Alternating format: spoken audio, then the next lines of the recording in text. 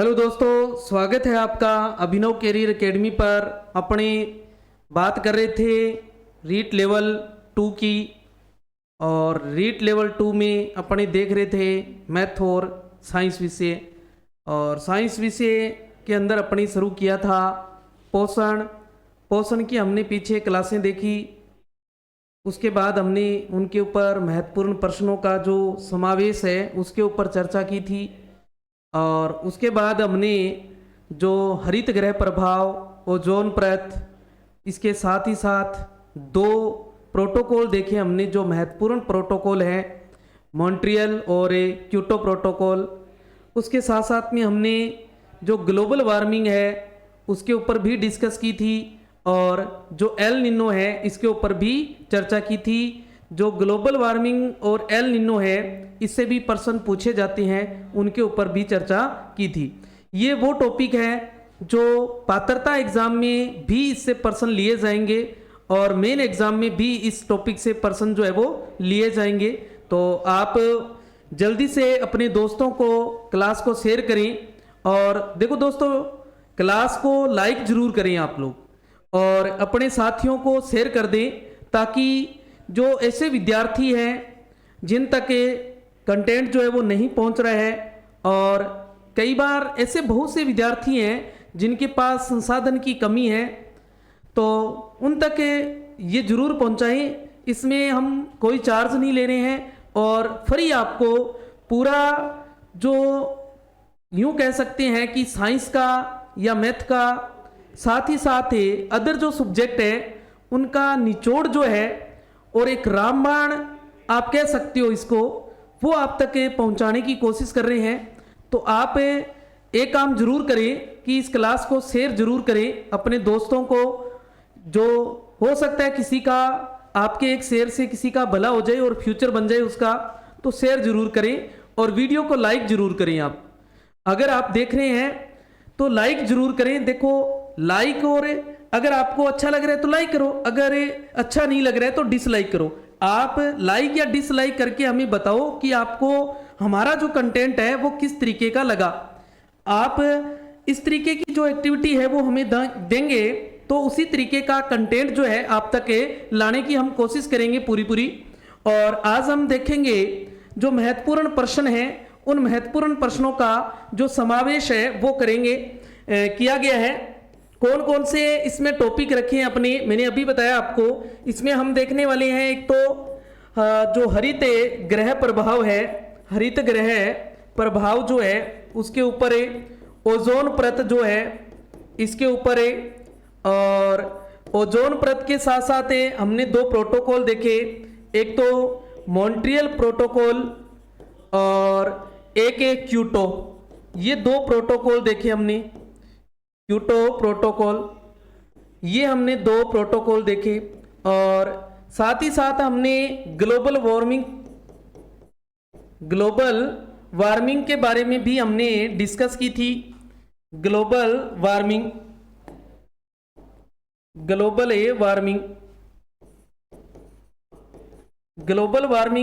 और इसके साथ साथ हमने एल निनो भी देखा हमने। देखो, कल की क्लास में जब हम इस टॉपिक के ऊपर चर्चा कर रहे थे विस्तार से, वहाँ एक छोटी सी जो मिस्टेक है वो हो गई, ई निनो लिखा गया वहाँ पर है, तो वो आप इसको सही कर लें। वहाँ एल निनो है, ये एल निनो होता है, ई निनो नहीं है। ई निनो अलग चीज है, और एल निनो जो इसमें डिस्कस की थी वो एल निनो की थी, ई निनो की नहीं थी, तो उसको आप ये सही कर सकते हैं। तो चलते हैं अपने प्रश्नों की तरफ। पहला प्रश्न है अपना, ओजोन परत का मुख्य कार्य क्या है? ओजोन परत का मुख्य कार्य क्या है? ओजोन परत का मुख्य कार्य देखना है, ऑक्सीजन प्रदान करना। अब ओजोन परत जो है ऑक्सीजन प्रदान नहीं करती है। सूरज की हानिकारक पराबैंगनी किरणों से बचाना, वायुमंडल को ठंडा करना, कार्बन डाइऑक्साइड को अवशोषित करना। तो आपको अच्छे से बताया था, जो सूर्य से जो हानिकारक किरणें आती है, इन हानिकारक किरणों को अवशोषित करने का जो काम है वो कौन करती है? ओजोन परत करती है। तो इनसे ये जो हानिकारक किरणें हैं, अगर ओजोन परत नहीं होगी तो ये हानिकारक किरणें क्या करेगी, डायरेक्ट पृथ्वी तक पहुंच जाएगी, और डायरेक्ट पृथ्वी तक पहुंचेगी तो उनसे हमें त्वचा से संबंधित जो बीमारियां हैं वो बढ़ेगी। और ये एक तरीके से यूं मान सकते हैं कि इस वायुमंडल के ऊपर एक कंबल की तरह कार्य करती है, एक कंबल है ये, और जिससे ओजोन जो यूवी किरणें आ रही है, पराबैंगनी किरणें आ रही है, उनको क्या कर रही है, अवशोषित कर रही है और पृथ्वी तक उनको नहीं पहुंचने देती है। तो उसके ऊपर अपने विस्तार से कल चर्चा की थी। तो आज का पहला क्वेश्चन यही था, और चलते हैं नेक्स्ट क्वेश्चन की तरफ। क्वेश्चन है नेक्स्ट, ओजोन परत वायुमंडल की किस परत में पाई जाती है। तो मैंने आपको अच्छे से बताया था, हमें हमारे जो वायुमंडल के अंदर जो परतें हैं वो परतें पाई जाती है, और जो सबसे नीचे वाली परत होती है वो होती है क्षोभ। कौन सी होती है, क्षोभ मंडल बोलते हैं अपन इसको, क्षोभ मंडल। और क्षोभ मंडल के बाद यहाँ एक क्षोभ सीमा आ जाती है। क्या आ जाती है, क्षोभ सीमा आ जाती है। और क्षोभ सीमा के बाद यहाँ एक समताप मंडल आता है। कौन आता है, समताप मंडल आता है। इस समताप मंडल के अंदर ही ओजोन परत पाई जाती है। किस मंडल में, समताप मंडल के अंदर ओजोन परत जो है वो पाई जाती है। नेक्स्ट प्रश्न है, ओजोन का रासायनिक सूत्र क्या था, O2। O2 देखो किसका होता है, ऑक्सीजन का। किसका है, ऑक्सीजन है, ये तो देखो ऑक्सीजन। और CO2 देखो कार्बन डाइऑक्साइड। क्या होता है, कार्बन डाइऑक्साइड, कार्बन डाइऑक्साइड। और जो N2 है ये नाइट्रोजन। ये कौन सी गैस है, नाइट्रोजन गैस है। तो बच गई कौन, O3। O3 क्या है, ओजोन है। ये क्या आ जाएगी, ओजोन। तो ओजोन का रासायनिक सूत्र क्या होता है, O3 होता है। क्या होता है, O3 होता है। नेक्स्ट है, ओजोन परत का सबसे अधिक क्षरण किसके कारण होता है। सबसे अधिक क्षरण किसके कारण होता है। क्षरण का मतलब होता है नुकसान।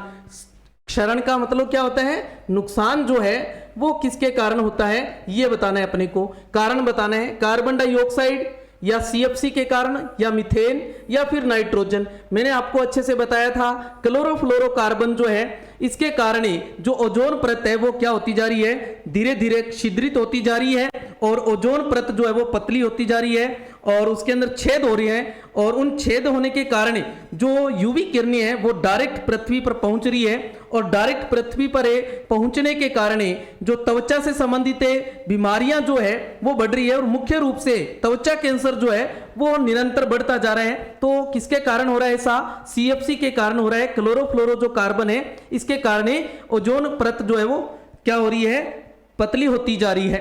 ओजोन परत सबसे पतली कहां है, सबसे पतली कहां पर है ये बताना है। तो भूमध्य रेखा, या ध्रुवीय क्षेत्रों में, या उष्णकटिबंधीय कटिबंधीय क्षेत्रों में, या पर्वतीय क्षेत्रों में। तो कहां पर है सबसे पतली है, ध्रुवीय क्षेत्रों में सबसे पतली होती जा रही है। कहां पर है, ध्रुवीय क्षेत्रों में पतली होती जा रही है। नेक्स्ट है, ओजोन परत की सुरक्षा का अंतरराष्ट्रीय समझौता कौन सा है। अंतरराष्ट्रीय समझौता कौन सा है यह बताना है। तो अंतरराष्ट्रीय समझौता कौन सा था, मॉन्ट्रियल प्रोटोकॉल है, याद रखना है। कौन सा है, ओजोन परत की सुरक्षा का जो अंतरराष्ट्रीय समझौता है वो कौन सा है, मॉन्ट्रियल प्रोटोकॉल है। कौन सा है, मॉन्ट्रियल प्रोटोकॉल है, ध्यान रखना है। नेक्स्ट है, ओजोन परत की खोज किसने की थी। खोज किसने की थी, इसके ऊपर जितने स्टार लगाए जाते हैं आप लगा सकते हैं। रीट के अंदर ऐसा ये पर्सन जो है आने के संभावना जो है आप 100% मान सकते हैं। ये पर्सन 100% पूछा जाएगा, तो आप देख सकते हैं। तो किसने खोज की थी, चार्ल्स फेब्री और हेनरी बुसन ने इसकी क्या की थी, खोज की थी। किसने की थी, चार्ल्स फेब्री और हेनरी बुसन ने इसकी खोज की थी। नेक्स्ट चलते हैं अपने, ओजोन परत किस प्रकार की विकिरण को अवशोषित करती है। किस प्रकार की जो किरणें हैं उनको अवशोषित करती है। अभी मैंने आपको बताया ओजोन परत जो यूवी किरणें आती है, पराबैंगनी किरणें आती है, उनको अवशोषित करती है, और उनसे जो हमारी रक्षा है वो रक्षा करने का काम करती है। ओजोन परत की मोटाई किस इकाई में मापी जाती है, जो मोटाई है वो किसी इकाई में मापी जाती है। तो मैंने आपको कल अच्छे से बताया था, जो ओजोन परत की मोटाई जो है वो किस में मापी जाती है, डोब्सन यूनिट में मापी जाती है। किस में, डोब्सन यूनिट में मापी जाती है। आप इसके ऊपर भी स्टार जितने लगा सकते हो आप लगा सकते हैं। ये भी महत्वपूर्ण प्रश्न है, ऐसे प्रश्न ही पूछे जाते हैं एग्जाम के अंदर है, तो इसमें कोई अलग से जो साइंस है वो आपने नहीं तैयार करनी। आपको यही प्रश्न है जो एग्जाम में देखने को मिलेंगे। वहां आपको हो सकता है ये मैंने जो यहाँ ऑप्शन लिए वहां ऑप्शन जो है वो कोई और डाल दे, लेकिन दो ऑप्शन यूनिट जो है वो साथ में जरूर मिलेगा, तो ये प्रश्न आपको देखने को जरूर मिलने वाला है। नेक्स्ट है, चलते हैं प्रश्न की ओर।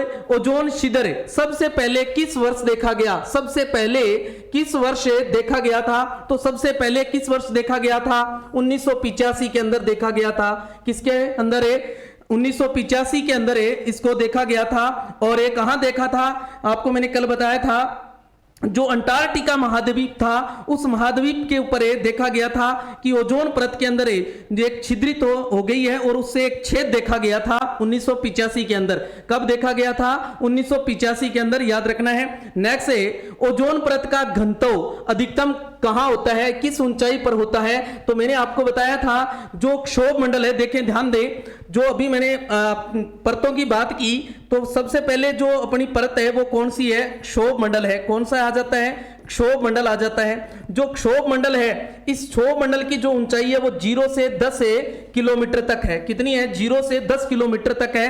और 10 किलोमीटर से लेके ऊपर जो 30 किलोमीटर तक है, ये अपना कौन सा आ जाता है? ये समताप मंडल आ जाता है। कौन सा? समताप मंडल आ जाता है। कौन सा है? समताप मंडल आ जाता है। तो इसकी जो मोटाई है या ऊंचाई जो है वो सबसे ज्यादा कहां है? तो 10 से 30 किलोमीटर के मध्य इसकी जो ऊंचाई है वो अधिक है।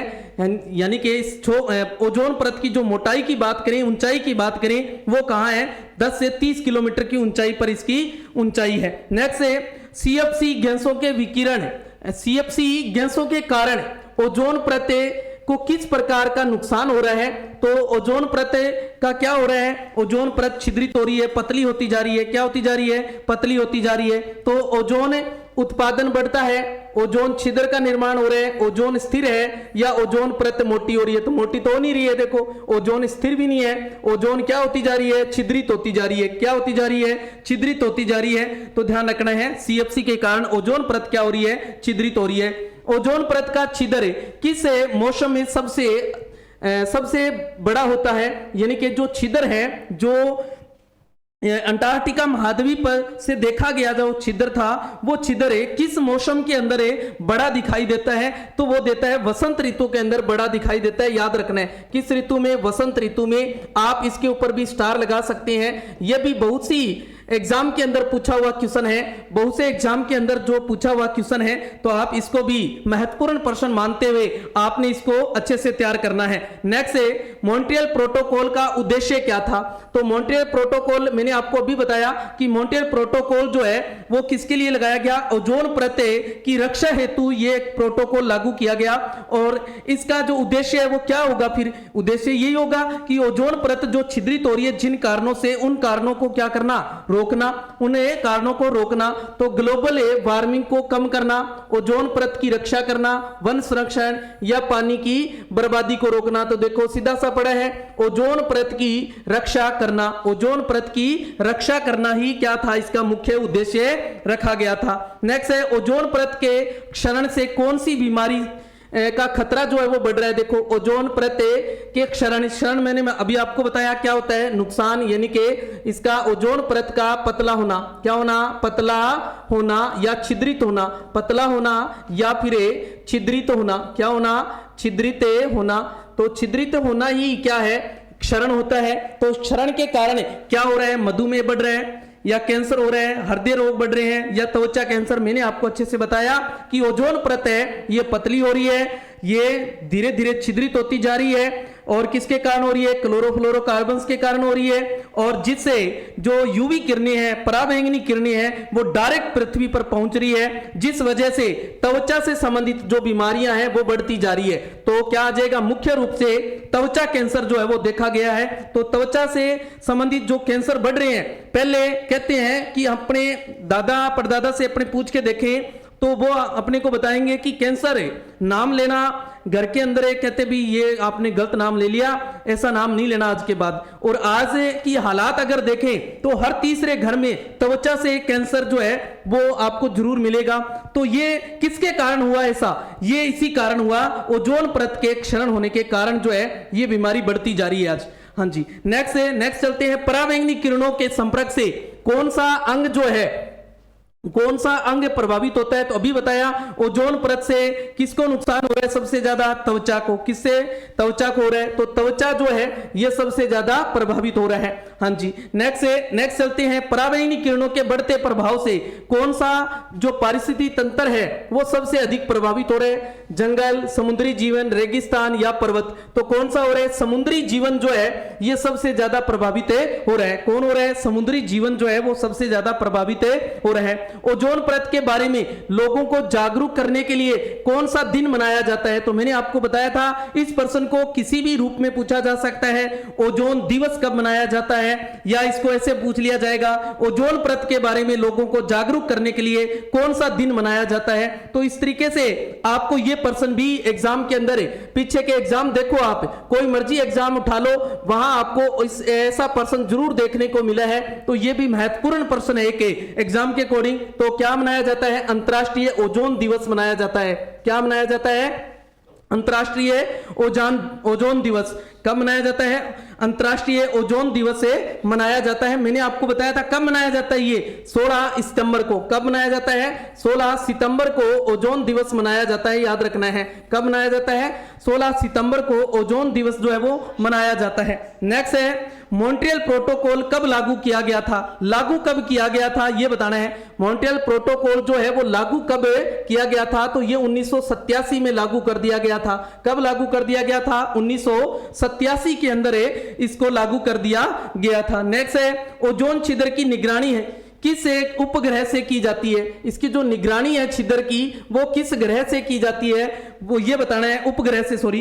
तो नासा या ईएसए या डोबसन या गोदार्ड? तो किससे की जाती है? नासा उपग्रह से इसकी जो निगरानी है वो की जाती है। किस उपग्रह से? नासा उपग्रह से इसकी निगरानी जो है वो की जाती है। नेक्स्ट चलते हैं, ओजोन परत से किस प्रकार की किरणों का अवशोषण होता है? तो देखो अभी ये प्रश्न किया हमने पीछे हमने यही प्रश्न किया, लेकिन उस प्रश्न में और इस प्रश्न में लैंग्वेज का फर्क है। आपको प्रश्न किसी भी तरीके से घुमा के दे सकता है, आंसर आपका वही होगा। प्रश्न को ध्यानपूर्वक पढ़ना है, आपने ध्यानपूर्वक पढ़ोगे तो आपका आंसर सामने आ जाएगा। तो एक्सरे, अल्ट्रावायलेट या गामा किरणें या इंफ्रारेड जो है उनको क्या करता है? अवशोषित करता है। तो कौन सी करता है? मैंने आपको बताया जो यूवी किरणें हैं, अल्ट्रावायलेट जो किरणें हैं उनको क्या करता है? अवशोषण का काम करता है, जिनको अपने हिंदी में पराबैंगनी किरणें बोल देते हैं। क्या बोल देते हैं? पराबैंगनी विकिरणें बोल देते हैं। नेक्स्ट है, हरित ग्रह प्रभाव क्या है? हरित ग्रह प्रभाव क्या है? अब तक हमने देखे प्रश्न किससे?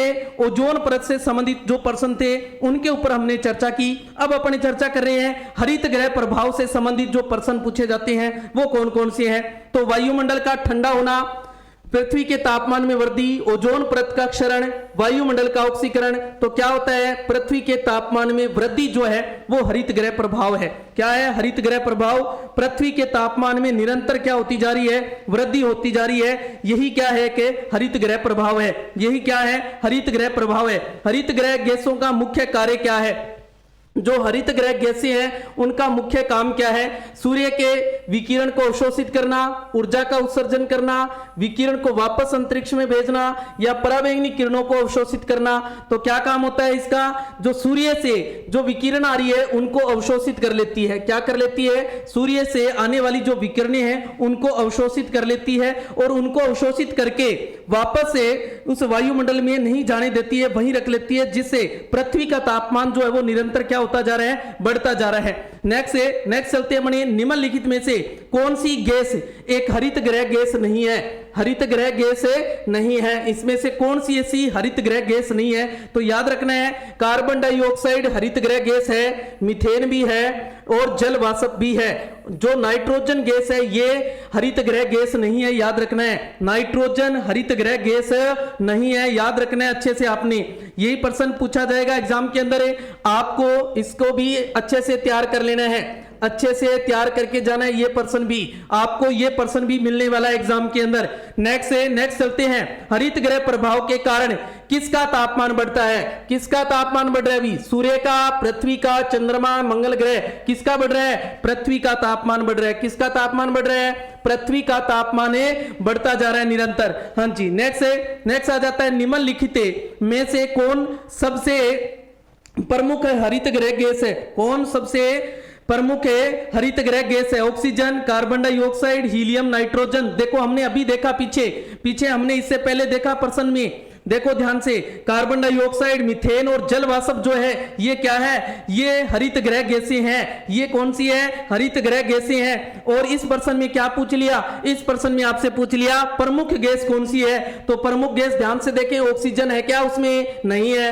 हीलियम थी क्या? नहीं थी। नाइट्रोजन नहीं है। बच गई कौन है? CO2, carbon dioxide. कौन सी? कार्बन डाइऑक्साइड गैस जो है वो, इसकी मात्रा निरंतर क्या, जो हमारा वायुमंडल है इसमें बढ़ती जा रही है, और उसी कारण तापमान में क्या हो रही है? वृद्धि हो रही है। उसी कारण क्या हो रही है? तापमान में वृद्धि हो रही है। हरित गृह प्रभाव के प्रमुख कारणों में से कौन सा एक है? इनमें से कौन सा एक है? वृक्षारोपण है, या वनों की कटाई है, या जल संरक्षण है, या पृथ्वी की घूर्णन गति है? तो कौन सा ऐसा है कि हरित गृह प्रभाव के प्रमुख कारणों में से कौन सा एक है? तो वृक्षारोपण। अगर वृक्षारोपण करेंगे अपने, तो ये काम तो अपने ना के बराबर करते हैं। अगर कोई लगा के गया तो यहां करेगा, हाँ तुम रोड़ी दे गए, बिन उल्टो कर वो ले क्या लगा दियो, ठीक है। तो वृक्षारोपण तो अपना उससे तो पास में ही नहीं जाते हैं। तो वनों की जो कटाई है ये इसका प्रमुख कारण मान सकते हैं। वनों की निरंतर क्या होती जा रही है? कटाई होती जा रही है। निरंतर क्या हो रहे हैं? वन जो है वो काटे जा रहे हैं, जिस वजह से CO2 की मात्रा जो है वो बढ़ती जा रही है। ये CO2 की मात्रा क्यों बढ़ रही है? देखो, जो पौधे होते हैं, जैसे मान लो मैं आपको यहाँ एक डायग्राम के माध्यम से बताता हूं। देखो, ये एक कोई पौधा है, मान लो ये क्या है? कोई पौधा है। इस पौधे की ये जो पत्तियां हैं, ये पत्तियां क्या करेगी? CO2 जो है, CO2 को ग्रहण करेगी। क्या करेगी? ग्रहण करेगी। और उसके बदले में अपने को क्या देगी? ये ऑक्सीजन देगी। क्या देगी? ऑक्सीजन देगी। तो ये अगर ये पेड़ पौधे काट लिए जाएंगे ज्यादा, तो CO2 की मात्रा बढ़ जाएगी। CO2 को ग्रहण करने वाला कोई नहीं बचेगा। तो CO2 को ग्रहण करने वाले कम हो जाएंगे अगर, तो इसकी मात्रा क्या हो जाएगी? बढ़ जाएगी। और जिस कारण क्या होगा? पृथ्वी का तापमान बढ़ जाएगा। क्या हो जाएगा? पृथ्वी का तापमान बढ़ जाएगा। हरित गृह प्रभाव से मुख्य रूप से कौन सी समस्या उत्पन्न हो रही है? जैव विविधता की वृद्धि, जलवायु परिवर्तन, पर्वत श्रृंखलाओं का निर्माण, महासागरों का विस्तार।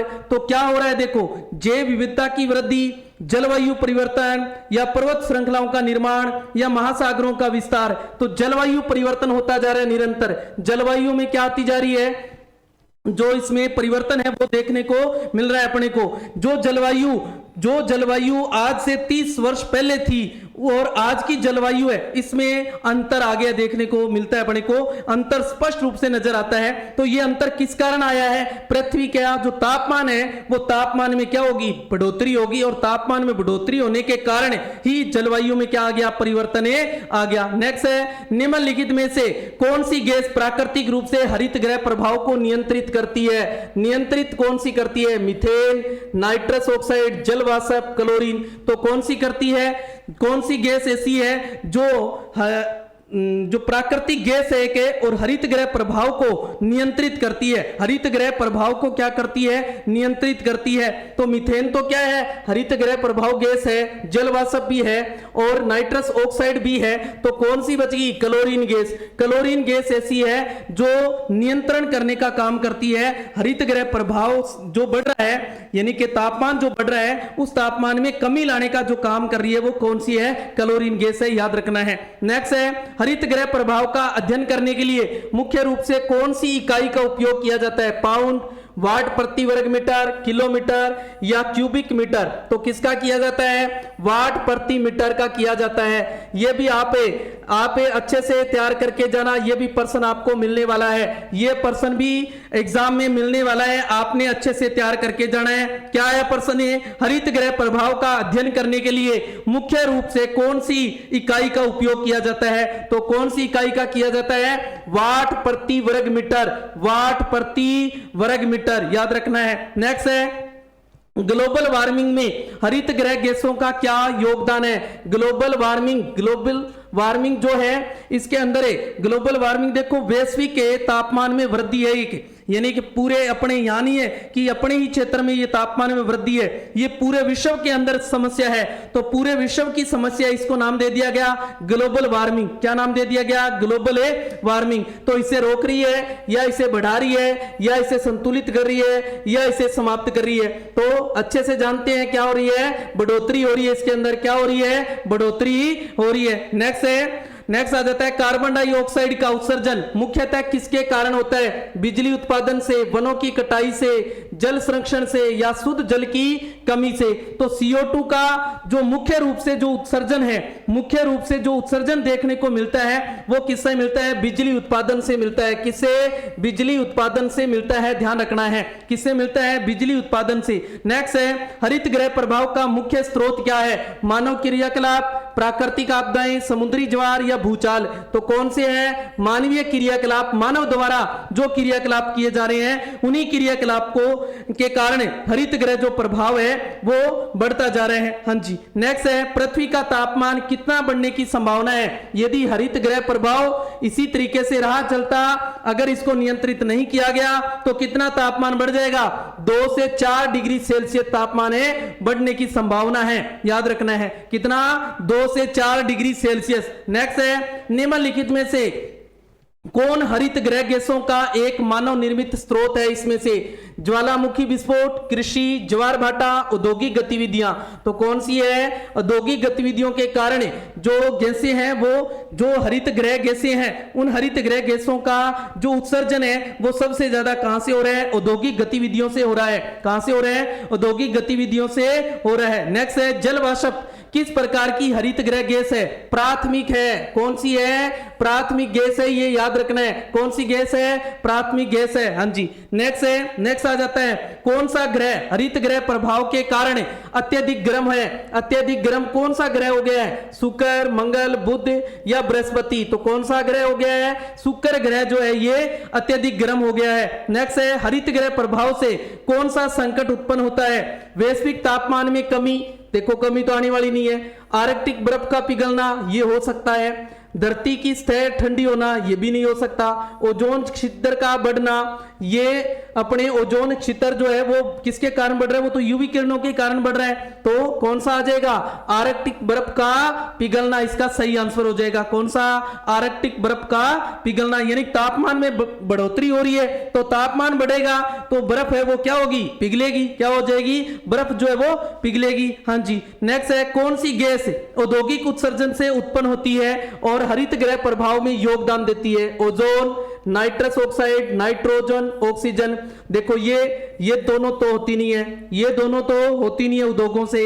हाँ जी। और ओजोन गैस है वायुमंडल में बनती है तो ये भी नहीं है। तो कौन सी बच गई? Nitrous oxide. कौन सी बच गई?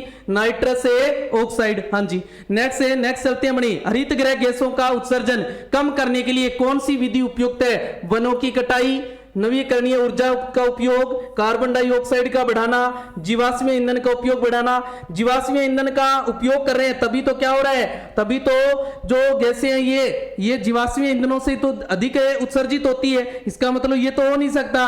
कार्बन डाइऑक्साइड का बढ़ेगी, अगर ये बढ़ेगी ये तो हरित गृह गैस है, इसका मतलब ये भी नहीं हो सकता। वनों की कटाई भी नहीं है तो कौन सा है? नवीकरणीय ऊर्जा का उपयोग अगर हम करेंगे, नवीकरणीय ऊर्जा का मतलब है ऐसे ऊर्जा स्रोत जो नवीन है, जो क्या है? नवीन है और अक्षमाप्य भी है।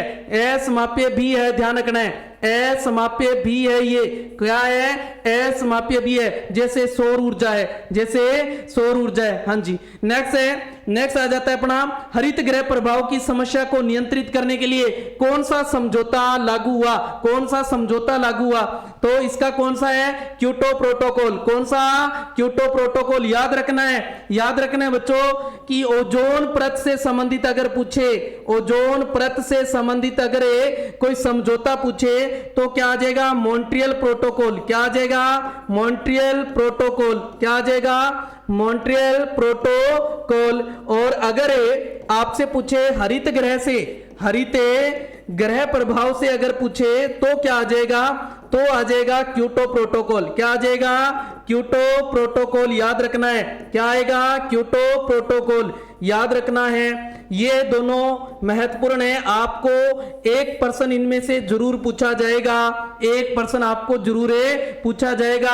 आपने अच्छे से तैयार करके जाना है और गलत नहीं करके आना है, अच्छे से तैयार करके जाना है। हाँ जी, नेक्स्ट है, नेक्स्ट चलते हैं। मीथेन का उत्सर्जन किस गतिविधि से हो रहा है, मीथेन का जो उत्सर्जन है वो किस गतिविधि से हो रहा है, कोयला खनन से, बिजली उत्पादन, भूतापीय ऊर्जा, ज्वालामुखी। तो किसके कारण होता है, कोयला खनन के कारण। ये देखो मीथेन के अंदर किसकी मात्रा है, कार्बन की मात्रा है, तो कार्बन की मात्रा किस में निकल रही है, देखो कोयला खनन, कहां से, कोयला खनन करने से। हाँ जी, नेक्स्ट है ग्लोबल वार्मिंग के कारण किसका स्तर जो है वो बढ़ रहा है, ग्लोबल वार्मिंग के कारण किसका स्तर बढ़ रहा है, वायुमंडलीय ऑक्सीजन का, समुद्र का स्तर है, वायुमंडलीय दबाव या ओजोन। तो किसका स्तर जो है वो बढ़ रहा है, ग्लोबल वार्मिंग के कारण किसका स्तर जो है वो बढ़ रहा है, तो किसका स्तर बढ़ रहा है, समुद्र का स्तर बढ़ रहा है। देखो किसका, समुद्र का स्तर जो है वो बढ़ रहा है। कैसे कि अगर ग्लोबल वार्मिंग क्या है, एक वैश्विक तापमान है ना, जो तापमान में वृद्धि हो रही है वो है, तो तापमान में वृद्धि होगी तो क्या होगा, बर्फ वगैरह है, जो हिमखंड है वो क्या होंगे, पिघलेंगे, और पिघलेंगे तो समुद्र का स्तर क्या हो जाएगा, बढ़ जाएगा, समुद्र का स्तर क्या हो जाएगा, बढ़ जाएगा। हाँ जी, नेक्स्ट आ जाते हैं, कौन सी हरित गृह गैस कृषि के दौरान जीवाश्म ईंधन के जलने से उत्पन्न होती है, methane, nitrous oxide, carbon dioxide या सल्फर डाइऑक्साइड। इनमें से ऐसी कौन सी गैस है जो हरित गृह गैस है और कृषि के दौरान जीवाश्मीय ईंधन के जलने से उत्पन्न होती है। जीवाश्मीय ईंधन है उनको अगर जलाएंगे तो उनसे उत्पन्न होने वाली है, तो कौन सी गैस है, मीथेन गैस। कौन सी है, मीथेन गैस, याद रखना है। हाँ जी, नेक्स्ट है, नेक्स्ट आ जाती है, हरित गृह प्रभाव को कम करने के लिए कौन सी प्रक्रिया कारगर है, कौन सी प्रक्रिया जो है वो सही साबित हुई है, ये बताना है। तो कार्बन कैप्चर और स्टोरेज करना, कार्बन को कैप्चर करना और उनको स्टोरेज कर लेना ही क्या इसका कारगर उपाय है। हाँ जी, नेक्स्ट है, कौन सा देश हरित गृह गैसों के उत्सर्जन में अग्रणी है, सबसे ज्यादा हरित गृह गैसों का उत्सर्जन जो कर रहा है वो कौन सा देश कर रहा है, तो कौन सा देश कर रहा है, चीन देश जो है वो सबसे ज्यादा उत्सर्जन कर रहा है, चीन देश जो है वो सबसे ज्यादा उत्सर्जन कर रहा है। हाँ जी, चीन देश है सबसे ज्यादा उत्सर्जन कर रहा है।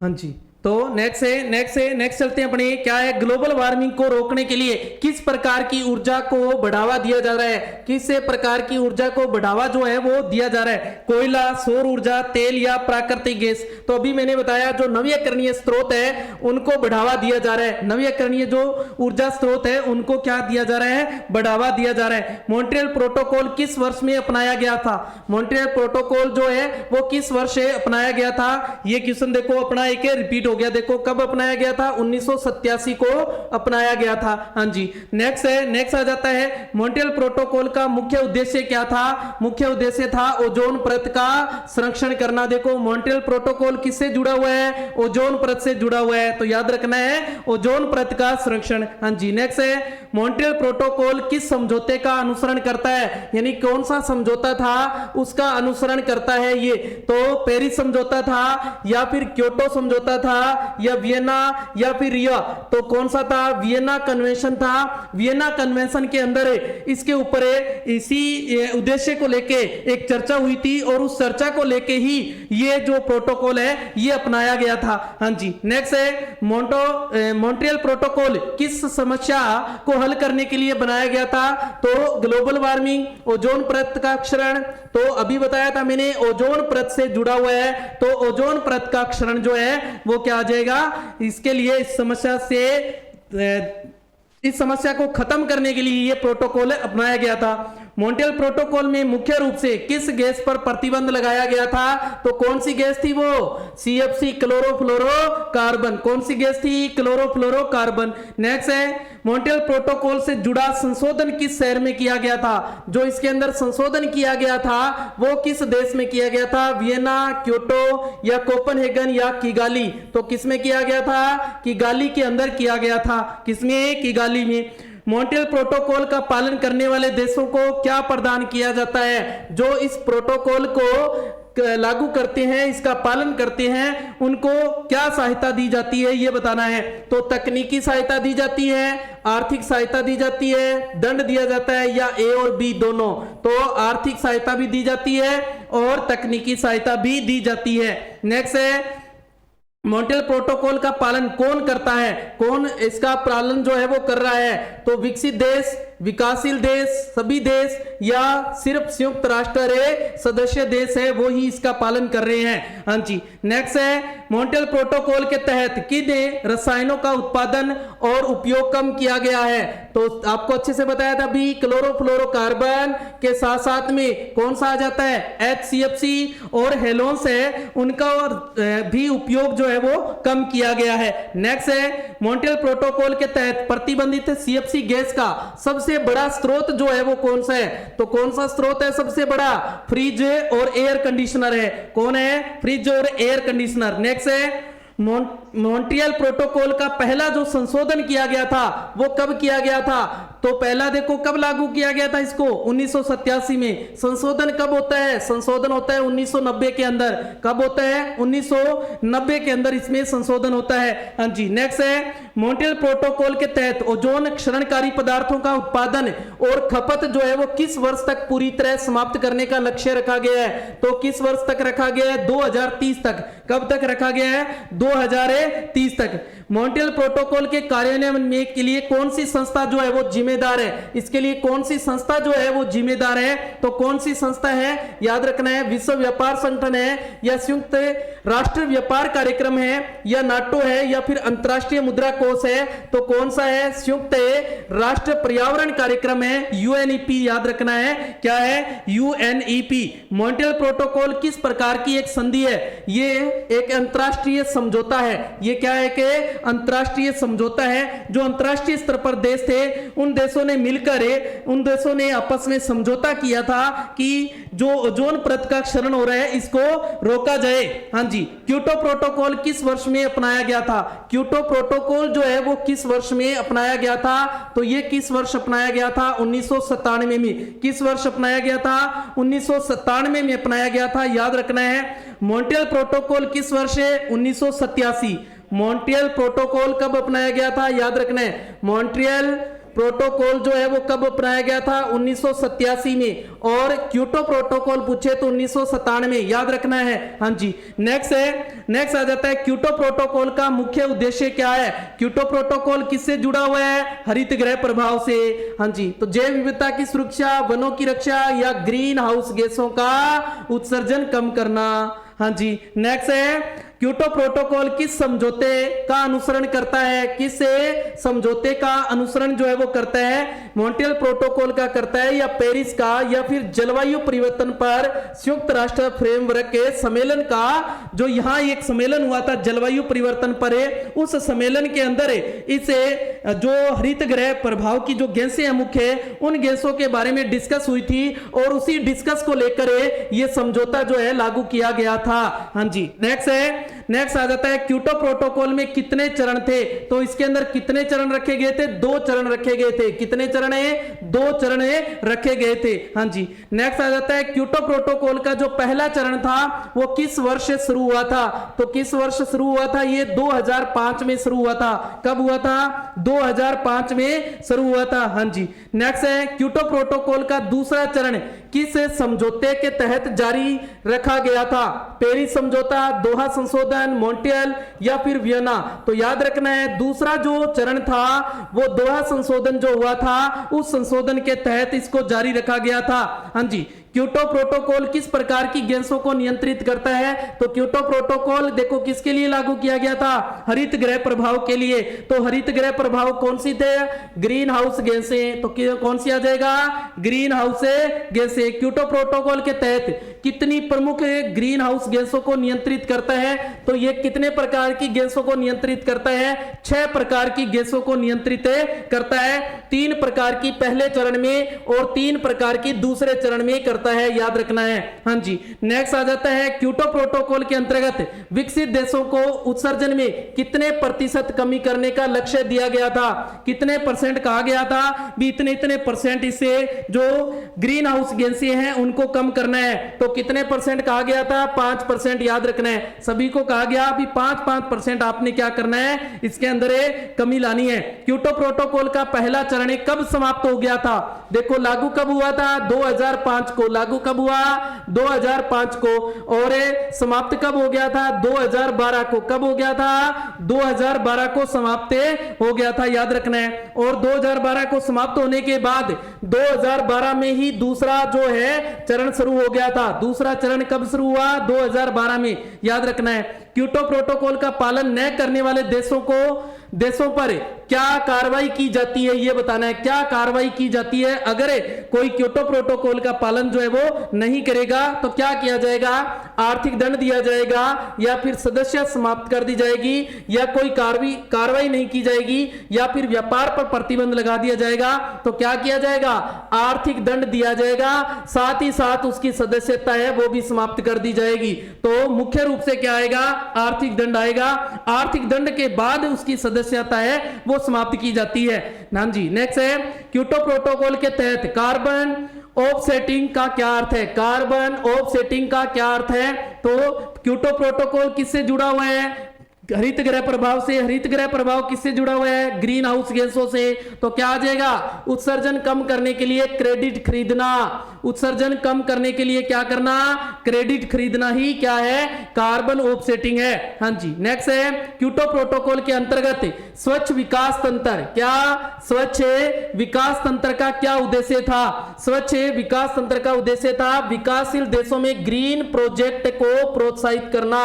कौन सा, ग्रीन प्रोजेक्ट को प्रोत्साहित करना। इसी ग्रीन प्रोजेक्ट के तहत अपने राजस्थान के अंदर एक जो ग्रीन राजस्थान सप्ताह मनाया जाता है। ग्रीन राजस्थान सप्ताह मनाया जाता है जुलाई अगस्त के अंदर क्या किया जाता है, ग्रीन राजस्थान के नाम से एक सप्ताह जो है वो मनाया जाता है, वो ग्रीन प्रोजेक्ट के अंतर्गत ही मनाया जाता है। नेक्स्ट आ जाता है क्योटो प्रोटोकॉल के तहत कुल कितने देशों ने उत्सर्जन में कमी के लिए लक्ष्य निर्धारित किया था। लक्ष्य कितने देशों ने निर्धारित कर लिया था कि हम इसके अंदर पूर्ण रूप से क्या कर देंगे, इसमें कमी ला देंगे। तो कितने ऐसे देश थे, 37 ऐसे देश थे। कितने देश हैं, 37 ऐसे देश हैं जिन्होंने अपने लक्ष्य जो था वो निर्धारित किया था।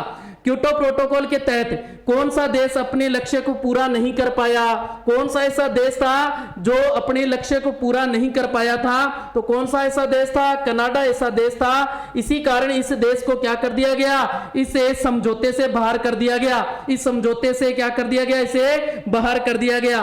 क्योटो प्रोटोकॉल में कितने देशों ने हस्ताक्षर किए थे, कितने ऐसे देश थे जो इसे क्योटो प्रोटोकॉल के अंतर्गत शामिल हुए और उन्होंने कहा कि हम जो ग्रीन हाउस गैसें हैं इनका जो उत्सर्जन है वो 5% कम करेंगे। तो कितने ऐसे देश थे जिन्होंने हस्ताक्षर किए थे, तो कितने ऐसे देश थे, 191 ऐसे देश थे जिन्होंने ये हस्ताक्षर कर दिया था। किस बात के लिए, कि जो ग्रीन हाउस गैसें हैं उनके अंदर 5% हम क्या करेंगे, कमी लाएंगे। क्योटो प्रोटोकॉल का दूसरा चरण किस नाम से जाना गया, किस नाम से जाना गया? मैंने अभी बताया पीछे आपको, किस नाम से जाना गया? दोहा संशोधन के नाम से जाना गया। किस नाम से? दोहा संशोधन के नाम से जाना गया। नेक्स्ट आ जाता है क्योटो प्रोटोकॉल में किन ग्रीन हाउस गैसों पर ध्यान केंद्रित किया गया है? मीथेन या नाइट्रस ऑक्साइड, कार्बन डाइऑक्साइड और मीथेन, केवल कार्बन डाइऑक्साइड, सभी प्रमुख ग्रीन हाउस गैसें। तो सभी प्रकार की जो ग्रीन हाउस गैसें थी, कितने प्रकार की थी? 6 प्रकार की गैसें थी, उन सभी पर ध्यान केंद्रित किया गया। क्योटो प्रोटोकॉल के तहत पहला चरण कितने वर्षों तक चला था? तो कितने वर्षों तक चला था? ध्यान दें, 2005 में शुरू हुआ था, 2012 में समाप्त हो गया। तो कितने वर्ष हो गए? 7 वर्ष। कितने वर्ष हो गए? 7 वर्ष हो गए। तो पहला चरण कितने वर्ष चला था? 7 वर्ष चला था। नेक्स्ट है ग्लोबल वार्मिंग का मुख्य कारण क्या है? ओजोन परत। ग्लोबल वार्मिंग का कारण, ग्लोबल वार्मिंग किससे जुड़ा हुआ है? जो पृथ्वी में तापमान बढ़ रहा है पृथ्वी के ऊपर है, उससे जुड़ा हुआ है। हाँ जी, तो ओजोन परत का क्षरण, ग्रीन हाउस गैसों का उत्सर्जन, सौर विकिरण या फिर प्रदूषण, या फिर प्रदूषण है, ये बताना है आपको। तो कौन सा है? देखो, ग्रीन हाउस जो गैसें हैं उनका उत्सर्जन होने के कारण ही तो क्या हो रहा है? पृथ्वी के ऊपर जो तापमान है वो बढ़ रहा है। हाँ जी, वही क्या है? ग्लोबल वार्मिंग का मुख्य कारण है। ग्रीन हाउस से प्रभाव किसके कारण होता है? ग्रीन हाउस गैसों के अवशोषण से, वनों की कटाई से, समुद्र के बढ़ने स्तर जो है वो बढ़ रहे हैं, या फिर तेल के उपयोग से। तो किसके कारण हो रहे हैं? ग्रीन हाउस गैसों का अवशोषण हो रहा है, इसी कारण क्या हो रहा है? जो ये प्रभाव पड़ रहा है। हाँ जी, कौन सी मानवीय गतिविधि ग्लोबल वार्मिंग को सबसे अधिक प्रभावित कर रही है? सबसे ज्यादा प्रभावित कौन कर रही है? तो मैंने आपको अच्छे से कहा कि जो ग्रीन हाउस गैसें हैं, ग्रीन हाउस जो गैसें हैं वो सबसे ज्यादा मानव के द्वारा अगर उत्सर्जित की जा रही है तो वो किसके कारण की जा रही है? वो औद्योगिकरण के कारण हो रही है। आज औद्योगिकरण निरंतर क्या होता जा रहा है? बढ़ता जा रहा है। निरंतर क्या होता जा रहा है? बढ़ता जा रहा है। हाँ जी, नेक्स्ट है ग्लोबल वार्मिंग का परिणाम क्या हो सकता है? इसका जो परिणाम आने वाला है वो क्या हो सकता है? समुद्र का स्तर बढ़ना, वनों का विस्तार होना, ग्लेशियर का विस्तार या पृथ्वी का ठंडा होना। तो क्या हो जाएगा? ग्लोबल वार्मिंग होगा तो पृथ्वी के ऊपर तापमान बढ़ेगा, तापमान बढ़ेगा तो जो हिमखंड है, जो बर्फ है वो पिघल जाएगी, और पिघलेगी तो क्या होगा? पानी बढ़ेगा, और पानी बढ़ेगा तो समुद्र का स्तर जो है वो क्या हो जाएगा? बढ़ जाएगा। समुद्र का स्तर जो है वो बढ़ जाएगा। ग्लोबल वार्मिंग के कारण समुद्र का स्तर क्यों बढ़ रहा है? अधिक वर्षा के कारण हो रहा है, या बर्फ फिर या ग्लेशियर के पिघलने के कारण हो रहा है? किसके कारण हो रहे हैं? बर्फ हो रहे, ग्लेशियरों के पिघलने से क्या हो रहा है? इसका स्तर जो है वो बढ़ रहा है। ग्लोबल वार्मिंग के कारण कौन से रोग फैलने की संभावना है? ग्लोबल वार्मिंग के कारण तापमान में जो वृद्धि हो रही है, तापमान में वृद्धि होने के कारण कौन से रोग जो है वो फैल रहे हैं? तो कौन से रोग फैल रहे हैं? मलेरिया और डेंगू जैसे जो बीमारियां हैं वो आज निरंतर बढ़ती जा रही है। तो वो किसके कारण बढ़ रही है? वो ग्लोबल वार्मिंग के कारण ही बढ़ रही है। हाँ जी, नेक्स्ट है ग्लोबल वार्मिंग से किस प्रकार की प्रजातियों के विलुप्त होने का खतरा है? तो दो ध्रुवीय भालू थे वो आज क्या हो चुके हैं? बिल्कुल विलुप्त हो चुके हैं। तो विलुप्त किसके कारण हुए? वो ग्लोबल वार्मिंग के कारण हुए हैं। हाँ जी, नेक्स्ट है ग्लोबल वार्मिंग को नियंत्रित करने के लिए कौन सा उपाय जो है वो प्रभावी है? कौन सा उपाय ऐसा है जो सबसे ज्यादा प्रभावी रहा है? ये बताना है। वृक्षारोपण, तेल उत्पादन, शिकार करना, मछली पकड़ना। तो कौन सा था? वृक्षारोपण। अगर हमें अधिक से अधिक वृक्ष लगाएंगे तो क्या होगा? अधिक से अधिक वृक्ष लगाएंगे तो तापमान में क्या आएगी? कमी आएगी। क्या आएगी? तापमान में कमी आएगी। नेक्स्ट है ग्लोबल वार्मिंग का प्रमुख स्रोत कौन सा है? इसका प्रमुख स्रोत कौन सा है? सबसे ज्यादा किसके कारण बढ़ रहे हैं? वनों की कटाई से, या जीवाश्म ईंधन को जलना, या कृषि कार्य, या प्राकृतिक गैस। तो सबसे ज्यादा देखो इन सब के कारण ही हो रहा है ग्लोबल वार्मिंग, इन सब के कारण होनी है, लेकिन मुख्य रूप से किसके कारण हो रही है ये बताना है। मुख्य रूप से किसके कारण हो रही है ये बतानी है। तो जीवाश्मीय ईंधन जो है उनका जलना ही सबसे बड़ा कारण माना गया है। हाँ जी, नेक्स्ट आ जाता है ग्लोबल वार्मिंग के कारण मौसम के जो किस परिवर्तन की संभावना है? तो तापमान में गिरावट, अनियमित वर्षा, तापमान में कोई परिवर्तन नहीं, लगातार ठंडी हवाएं। तो क्या हो रही है? अनियमित वर्षाएं हो रही है। क्या हो रही है? अनियमित वर्षाएं हो रही है। यानी कि जहां या तो वर्षा अधिक हो रही है या फिर वर्षा क्या हो रही है, न के बराबर हो रही है। सूखा जैसी संभावना या बाढ़ जैसे जो हालात है वो पैदा हो रहे हैं, तो वो किसके कारण हो रहे हैं, वो ग्लोबल वार्मिंग के कारण हो रहे हैं। हाँ जी, नेक्स्ट है, निम्न में से कौन सा संगठन ग्लोबल वार्मिंग पर कार्य कर रहा है? मैंने आपको पीछे बताया UNFCC। कौन सा है? UNFCCC। हाँ जी, ग्लोबल वार्मिंग को मापने के लिए कौन सी इकाई का उपयोग किया जाता है? कौन सी इकाई का?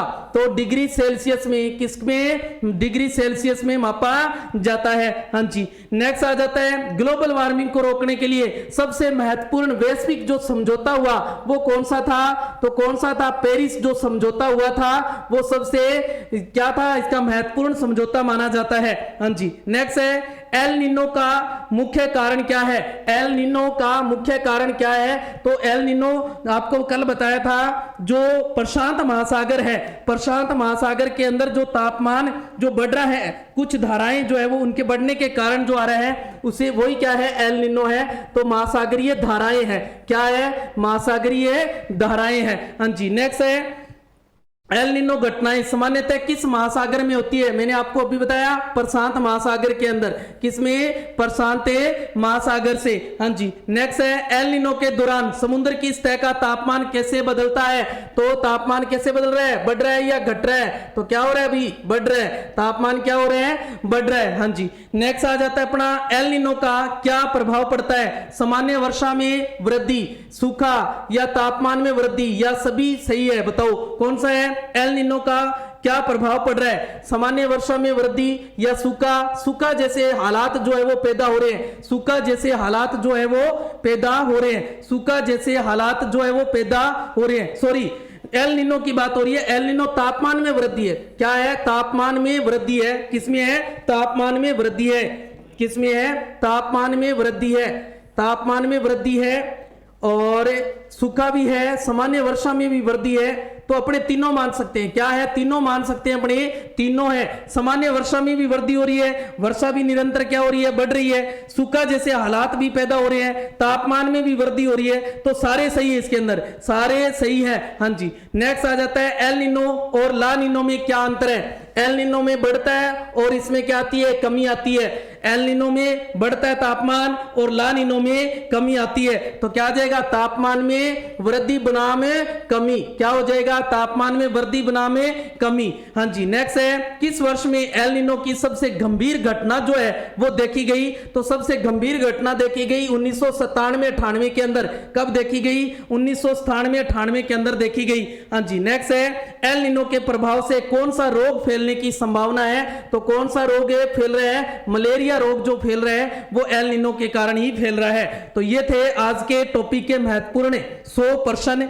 वो महत्वपूर्ण 100 प्रश्न है जो पीछे की परीक्षाओं में पूछे हुए प्रश्न, और साथ ही ऐसे प्रश्न है जो उनसे जुड़े हुए प्रश्न जो पीछे पूछे हुए थे, और आने वाली परीक्षाओं के अंदर इन्हीं प्रश्नों में से आपको प्रश्न मिलने वाले हैं। तो क्लास को ज्यादा से ज्यादा अपने दोस्तों तक शेयर करें और क्लास को लाइक जरूर करें, और साथ ही आपने चैनल को सब्सक्राइब भी करना है, तो ताकि आप तक नोटिफिकेशन जो है वो मिल जाए। और अगर आप पीडीएफ चाहते हैं तो वीडियो के डिस्क्रिप्शन में जाके आप जो व्हाट्सएप और टेलीग्राम ग्रुप के जो लिंक है वहां से आप ज्वाइन हो सकते हैं। वहां पर आपको इनकी जो पीडीएफ है वो पीडीएफ आपको प्राप्त हो जाएगी। तो आज के लिए धन्यवाद। जय हिंद, जय भारत।